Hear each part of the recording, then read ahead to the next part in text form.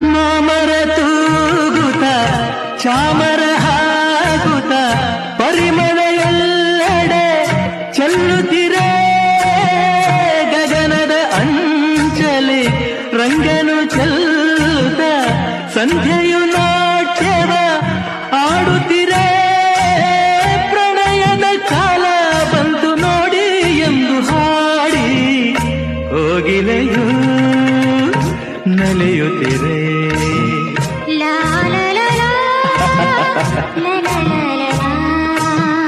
ಆರತಿಯೇ ಧರೆಗಿಳಿದಂತೆ ಆ ಮದನ ನಗುತ್ತಿರುವಂತೆ ಕಲ್ಲು ಮುಳ್ಳೆಲ್ಲ ಬಳ್ಳಿ ಮುಗೆಲ್ಲ ಹೂವಾಣವಾಯಿತು ಎನಿಸುತ್ತಿದೆ.